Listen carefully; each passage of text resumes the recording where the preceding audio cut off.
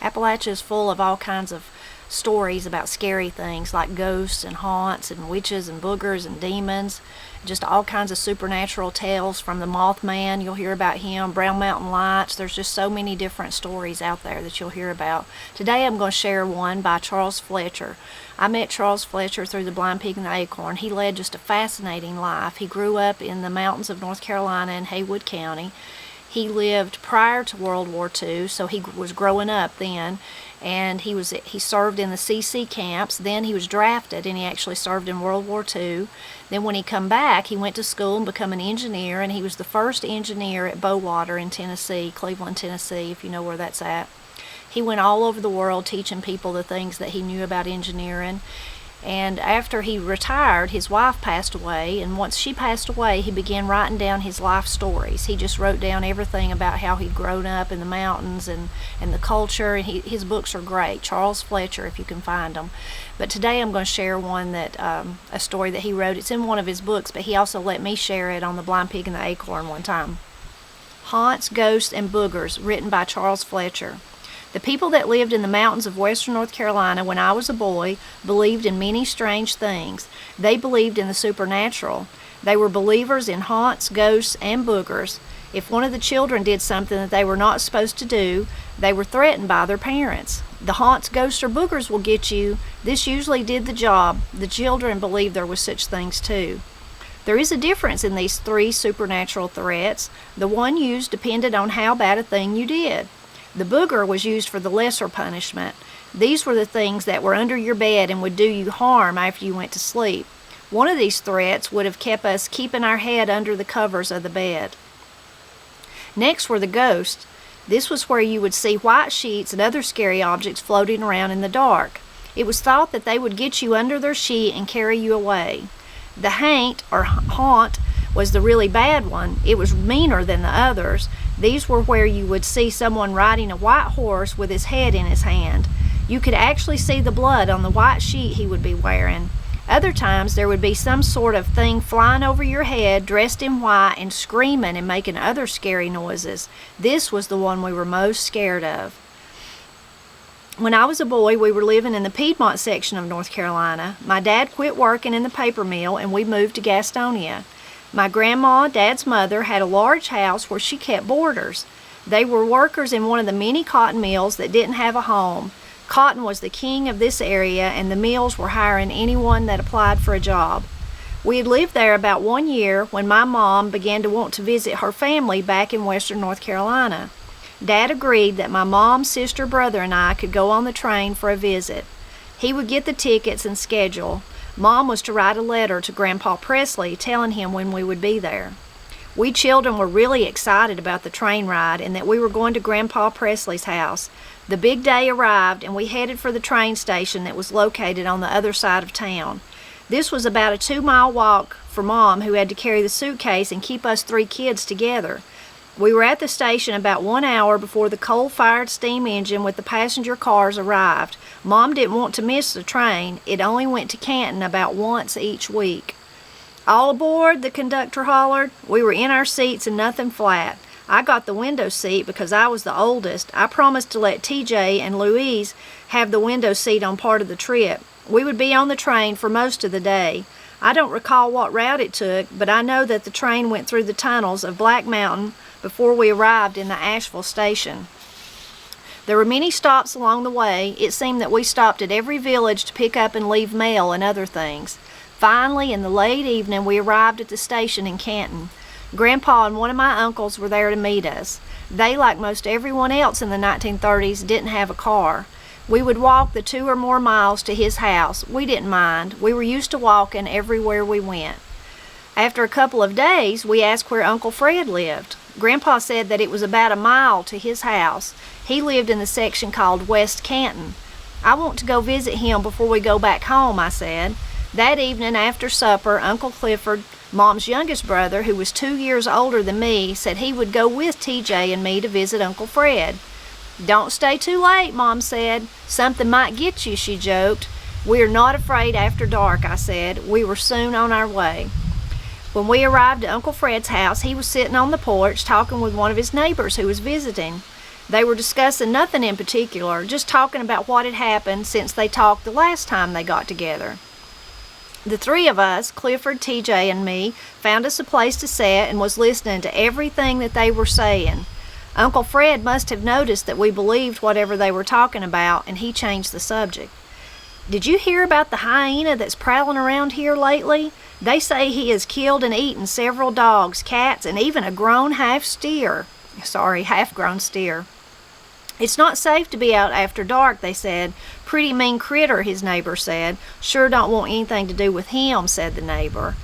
"Another thing that bothers me lately is that big pine tree that stands alone beside the road going over to the Presley house," Fred said. "Never heard about that. What's taking place at that tree?" He said, "Well, the other day, Bill Hall, that lives down the road from the Presleys, said he came by there the other night a little after dark, and he heard something that sounded like a horse running. He looked up and down the road and didn't see anything. He happened to look toward that big pine, and lo and behold, guess what he saw?" "What?" said Fred's neighbor. "He swears that there was this big white horse with a rider dressed in white that had no head.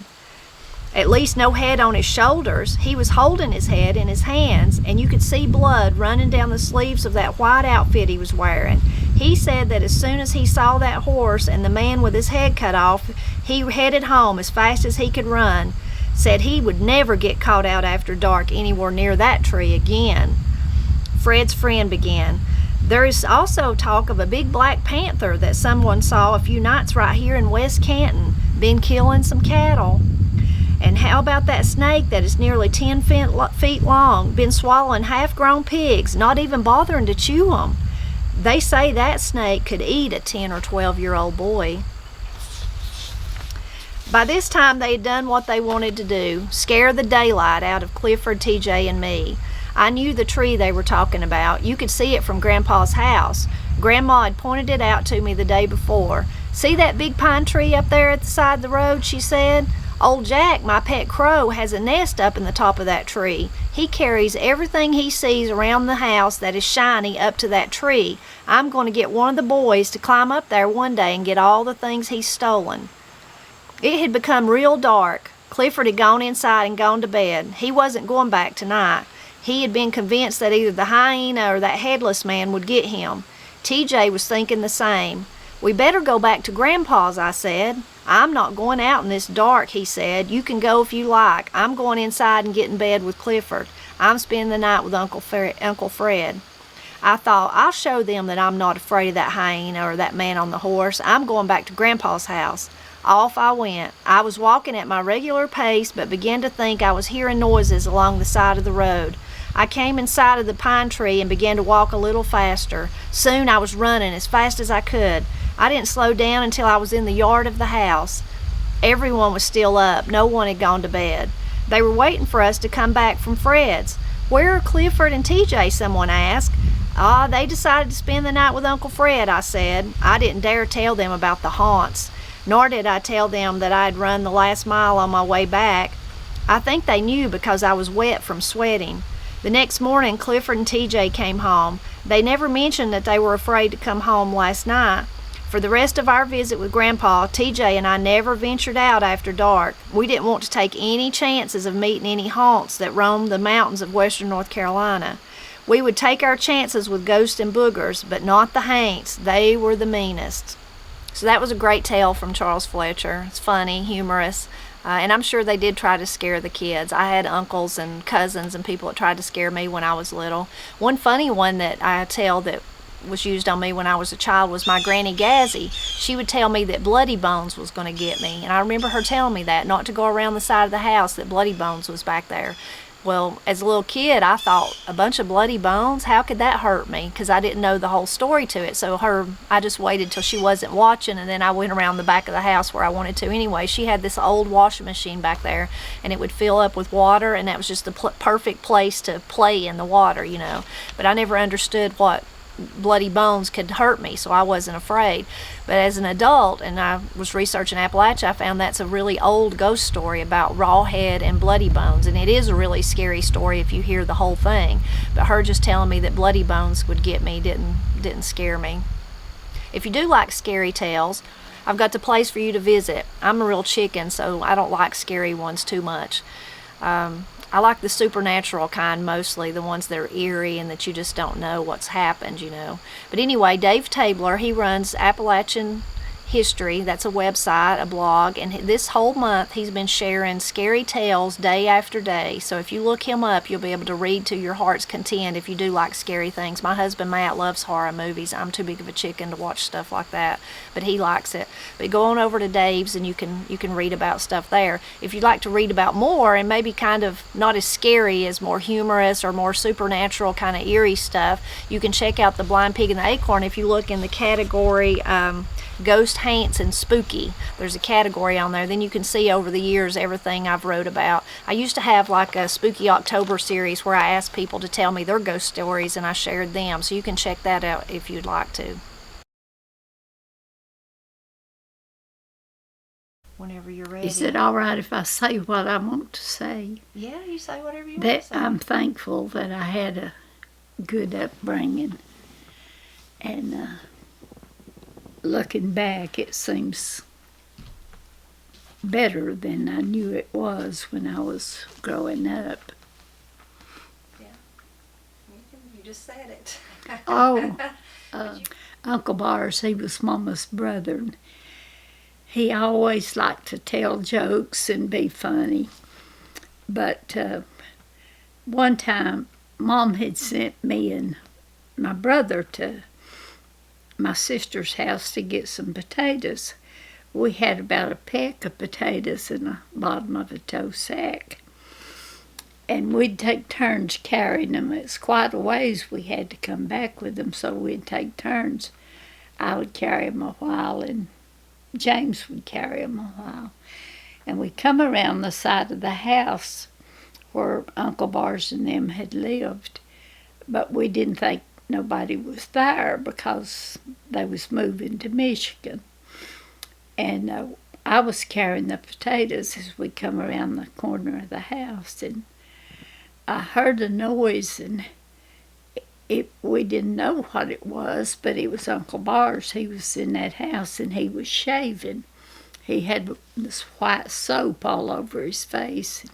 He made a noise and stuck his face out behind the window shade, and it scared us. And I said, "Here, James, you take these potatoes." And I got in front of him, and up the hill I went to the house as fast as I could. And that tickled Uncle Bars to death. Every crowd we got into, he'd have to tell that story. And it's true.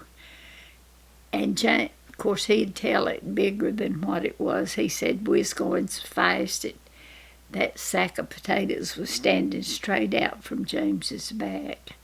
We lived up on the hill above where they lived. And kids likes to hear these stories that I tell about when I was growing up. And times were so different back then than what they are now. And Uncle Bars and Grace was moving to Michigan, so because he could work up there. And we lived in a big old house, and Uncle Bars was gone, so Grace was coming to spend the night with us, and she drove a model Ford, I think it was, car to